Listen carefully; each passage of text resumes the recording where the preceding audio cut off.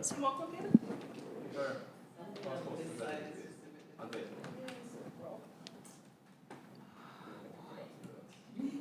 going to be, unless you make a new one, it's going to be the same. Don't worry. That's fine. Never mind.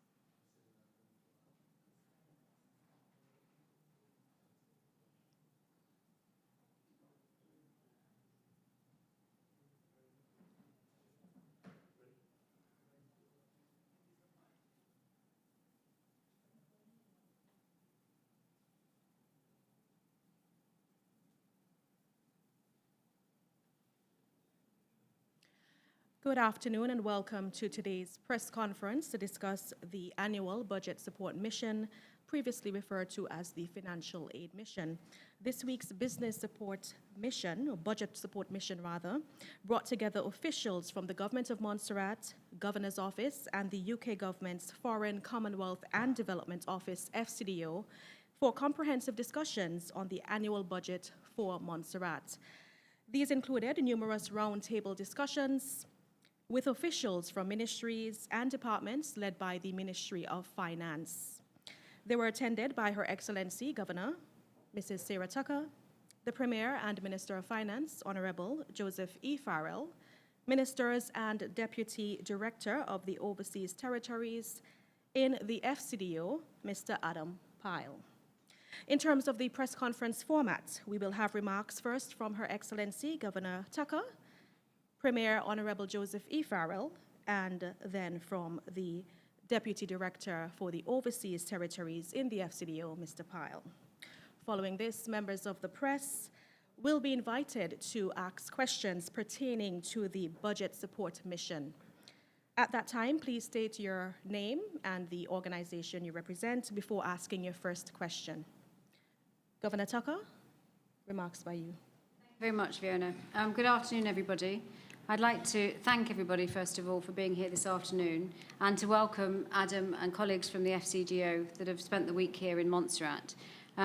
Whilst they're the team on the ground, we've also had a lot of help from other colleagues across the FCDO in the commercial team, the finance team, internal audit, stats, and many other expertise within the office that have helped to make sure that this week has been a very robust roundtable sessions. As Fiona said, we did a different format this time, and it was very much officials and ministers coming in and talking about some of the challenges that we've had, some of the challenges we face, and also solutions in terms of how we go forward.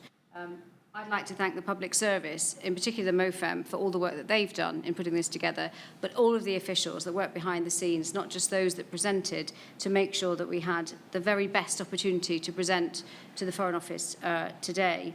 I would say that the government has made a very bold ask, I think, of the UK government, and it's not just to maintain where we are today, but to motivate and to develop Montserrat as we go forward. I think it's very clear to the Foreign Office that we have a very passionate public service, very passionate government being supported today, and there's a lot of ambition. We recognise the challenges, but this hasn't just been 3 days just talking about budget. It has been talking about looking forward.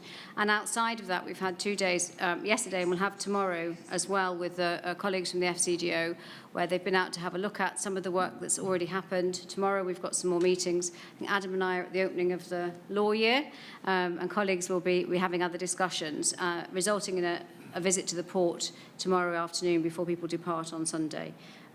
We've discussed lots of things internally in terms of Government of Montserrat, but outside of that we also hosted some dinners with the private sector. So we spoke to banking, legal and different business areas, which was really positive to hear from them about the challenges they have and how we collectively across government can support them in the future. So I'll hand over to Premier, but I just want to say I think it's my second type of budget mission that we've had here for me as Governor, and it's been extremely exhausting, exhilarating, and to see the passion and the debate and the discussion, and it's been very, very robust, I think it's been really positive for Montserrat. So I'd like to thank everybody that's put this together. But Premier, I'll hand over to you. Thank you very much. Thanks for coming. It was also a very intense and informative 3 days here in this building.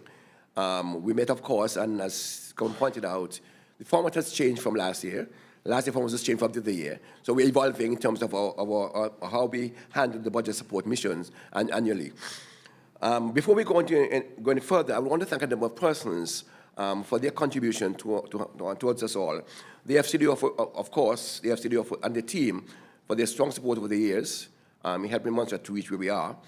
But apart from the FCDO, there are a number of other ministries and departments across Whitehall, across London, which, although they're not present, have been contributing to our development. For instance, we speak about the Department of Trade, the Department of Net Zero, the Suffolk Council, the Treasury, US Treasury, UK Treasury, UK Customs, and the Education Department. They have all contributed significantly to where we are today, and we want to thank them very much. It has been 3 days of robust discussion. We have had discussions, we have made our case, a very strong case. I'm certain that the FCDO have heard it, and that they in turn will make a case for us when they return to London. We have had discussions on a number of topics of areas such as education, education reform, health transformation. We have spoken to, of course, access, which is an issue locally. And all of these came together, and not only did we just come and present and identify the issues, as a roundtable discussion, we identified the issues and we had discussions from all of us, not just the Government of Montserrat, but it was all of us involved in the discussion. So the roundtable discussion is an ideal situation, an ideal forum for us all to speak. And so I think at the end of the day, we had very good outcomes.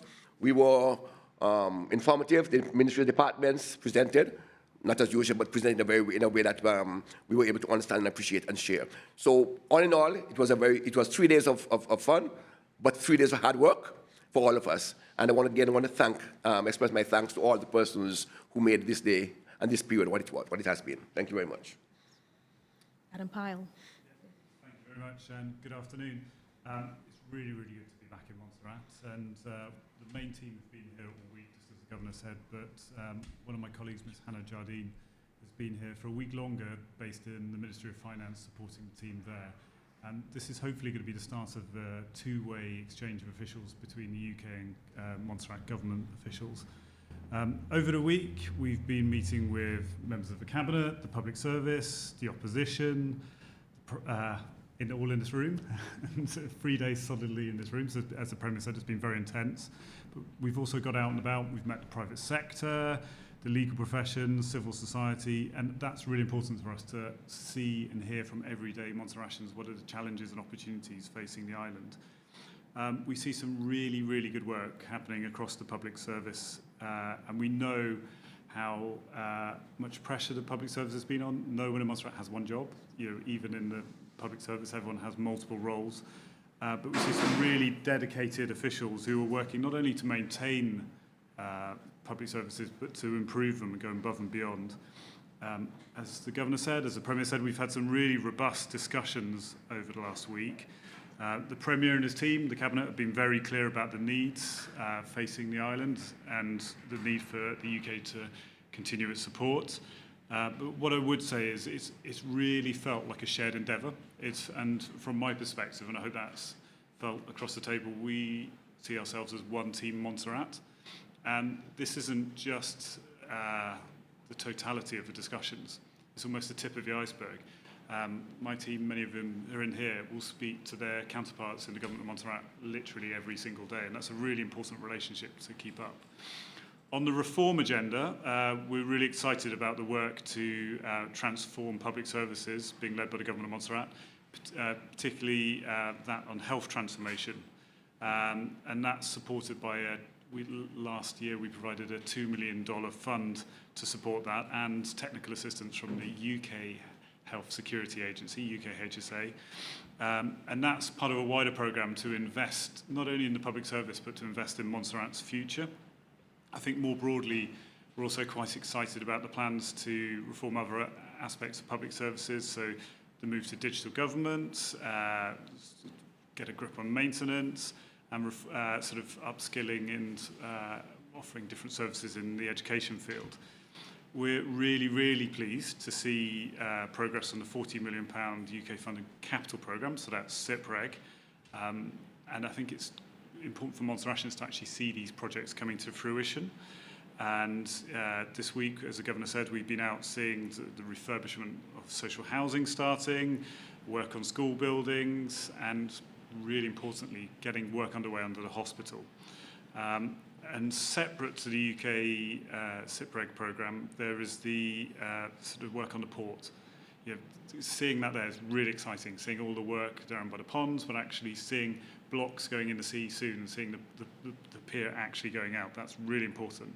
And that represents a £28.3 million investment from the UK beyond the £40 million capital programme. Because of the good working relationship we have with the Government of Montserrat and the excellent work the public service has done, we've been able to help support the procurement of some critical equipment that's really needed on the island. So that includes things like funding the CT scanner, mammography machine, the oxygen plant, and the fire tender, and much more. But while the UK provided the funding, it's because the Government of Montserrat had that, the public service had that clear idea of what was needed, so they're out there. And we really commend them for the work they've done there. We know that there have been a few really trying moments over the last year for the people in the community, the power crisis in particular. Because of the good working relationship and the oven-ready projects we had with the Government of Montserrat, we were able to not only fund the new high-speed generator, but bring in, provide support for engineering, which is just to give the existing teams on the island some breathing space. And that was on top of the existing generator that was on order, both here now, hopefully being worked on and plugged in. And we, beyond that, really share the Government of Montserrat's vision to move to renewable energy as soon as possible. I think it's really important just for the island's resilience. And beyond that, sort of addressing the critical needs, we're already talking to the government here about what comes after the existing capital programme or alongside it.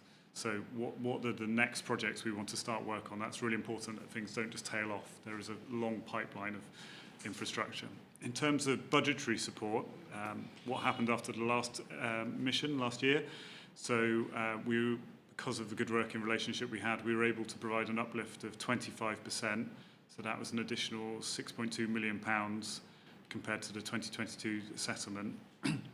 but that's just the budgetary support. And we've been looking beyond that in terms of what we can do to upskill the public service and build those relationships. As the Premier mentioned, many UK government departments, we've been working with the UK Health Security Agency, but we're trying to broaden that out.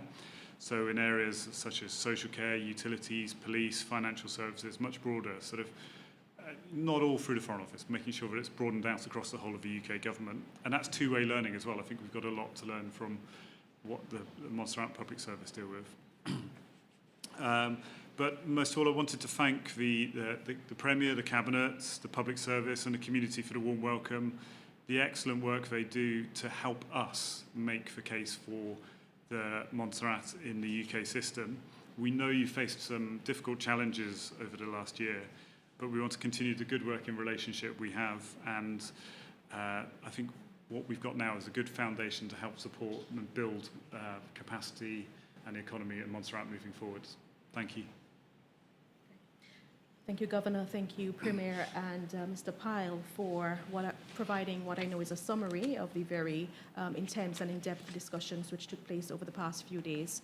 Now we will invite the press to ask questions based on the budget support mission and what you've heard here this afternoon. Good afternoon, everyone. I'm Vinaya Bass from 664 Connect Media. So this is a question for Mr. Pyle. In light of the reduced UK aid spending and the shift in the focus of foreign policy towards Africa and the Indo-Pacific, how will the FCDO ensure that the UK overseas territories in the Caribbean like Montserrat continue to receive the necessary support to achieve their development goals? No, it's a really good question, and if you look at the aid-eligible overseas territories, and there are 4 islands, the proportion of aid is stark compared to other countries where it's a lower proportion. So we know how important that UK support is.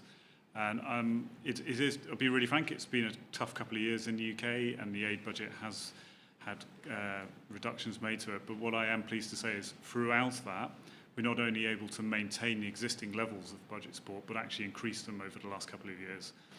And I think that's because, I mentioned the good working relationship we have with the Government of Montserrat, but also a realisation of just how small island communities, particularly through the pandemic and the disruptions of global trade, the pressures that those communities will be under. So it's a recognition of that, but also wanting to work with the government here on the critical infrastructure needs, sort of equipping Montserrat to sort of deal with the opportunities coming out, not just the sort of the difficulties, but equipping Montserrat for the future.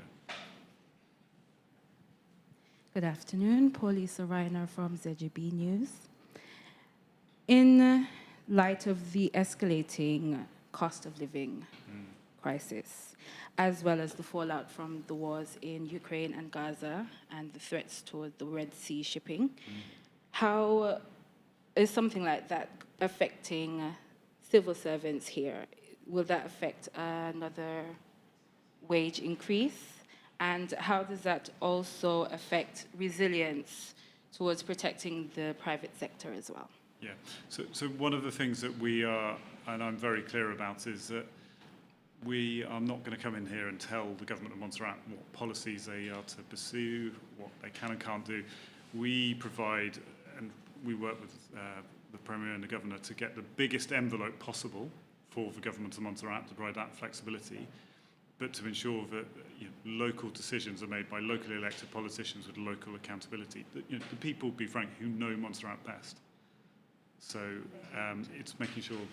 If I may follow up on that, government made a decision, a commitment to the public servants to give a salary increase. Recognize the pressure on which the budget falls under. We are committed to doing that. And yes, we did a 3% last year. And we're looking at other ways and means of cushioning the impact of those crises that you raised a little earlier. We're not saying specifically what it is, but we are looking at ways and means by which we can, in fact, cushion the impact of public servants based on those conditions that you spoke about. Good afternoon, everyone. Yana Sinclair from Allegana Express. And my first question is, how is the government planning to collaborate with the private sector to address the concerns raised by stakeholders in relation to the food security on island? What? What's the last words? Food security. Food security. Okay. We set a standard. One of our strategic objectives as a government is food security. And this morning we learned we don't talk about food security, we talk about food sovereignty. And that is important for us. And the Ministry of Agriculture has been working with the stakeholders who are not really public servants, the farmers, the fishers, the merchants, to assist them in producing, in providing those produce. We understand that we are operating in an environment, a very harsh environment at times. And so we intend to work with the private sector. As a government, we have been working with the private sector for the past year. We have given support to private sector agencies, for instance, pig farmers. That is one of our elements in food production, where they can produce food. Poultry farmers, we are working along with them. So government, within its means, is supporting the private sector in terms of achieving our food sovereignty or food security.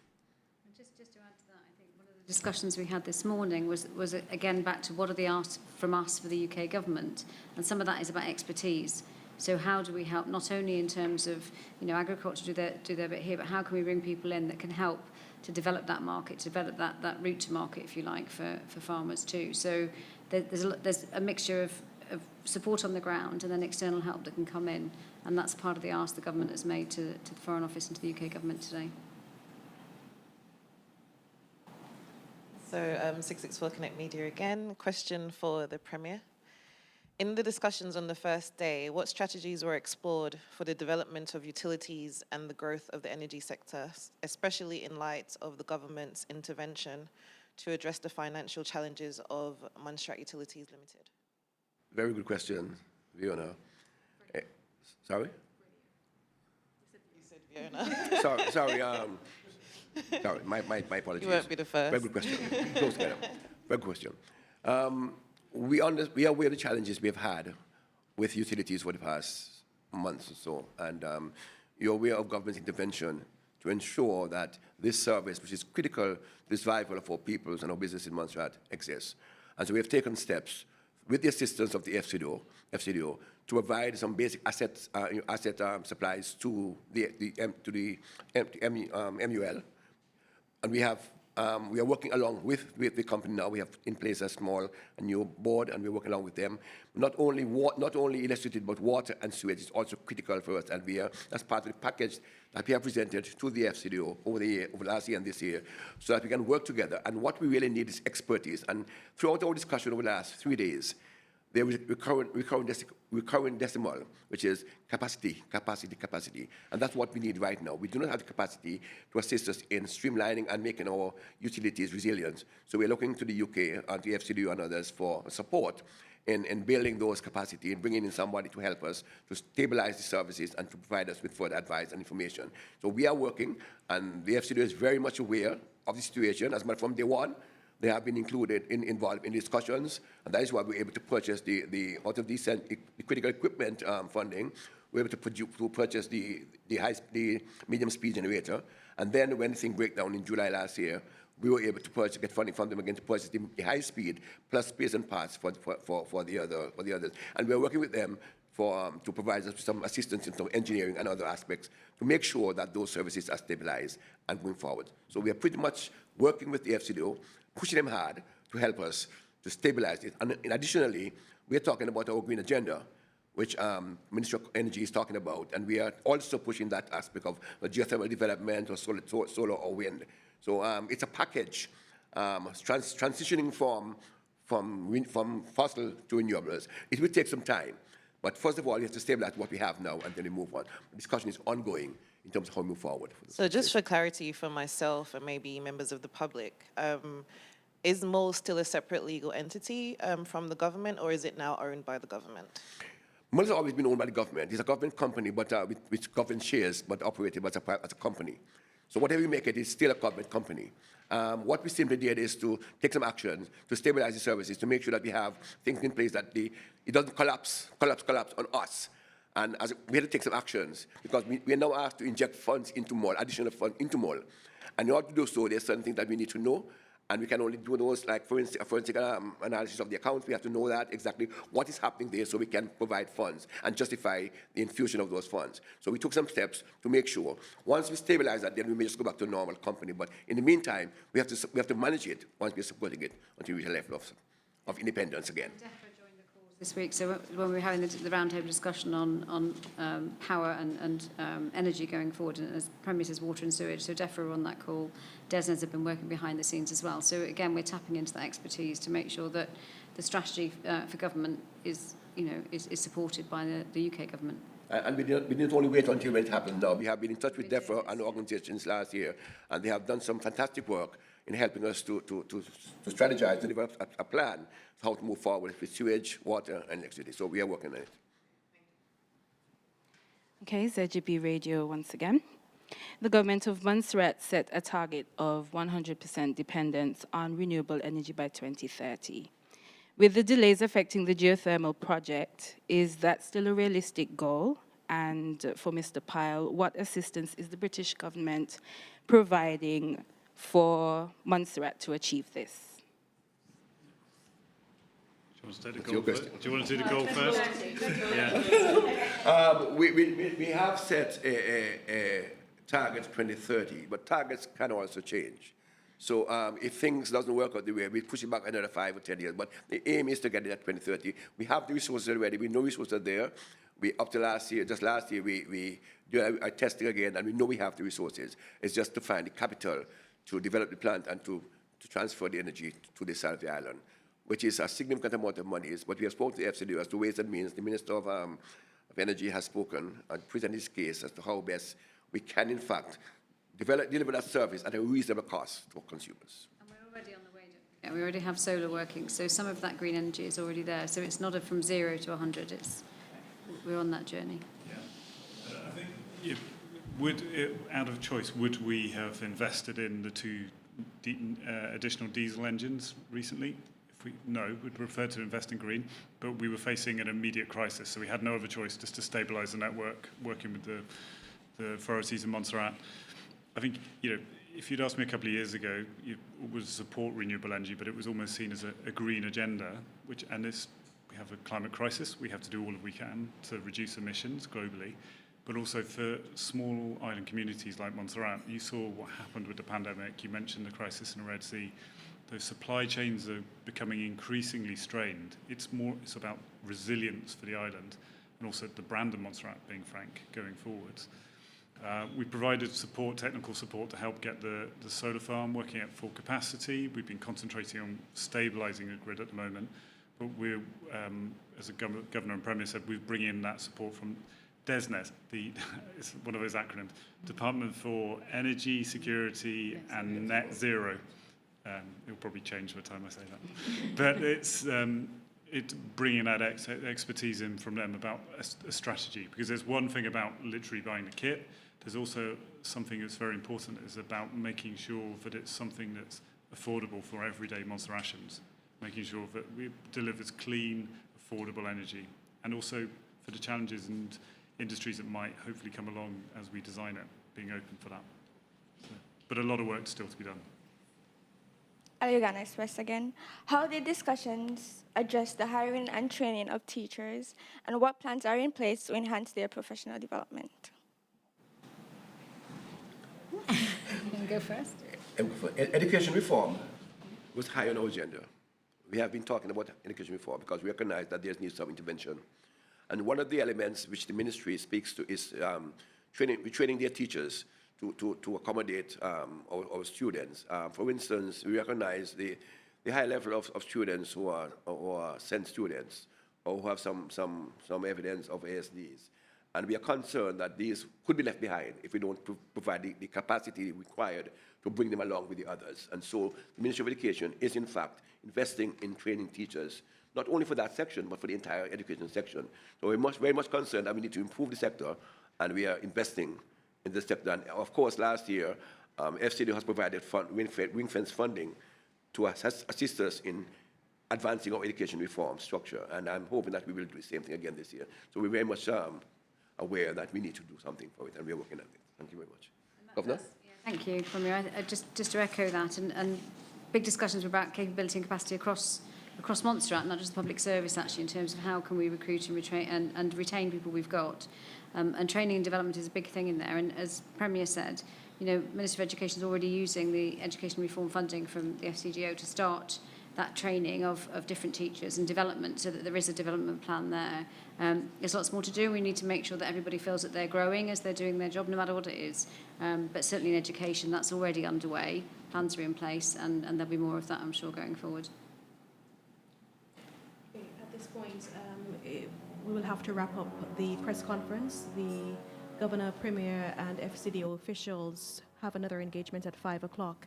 And I am cognizant that some of you may have additional questions. Please, if you would like to book a one-on-one with the Premier or with the Governor, reach out to myself or the Governor's office, and we'll see how best we can accommodate those where pressing concerns are concerned.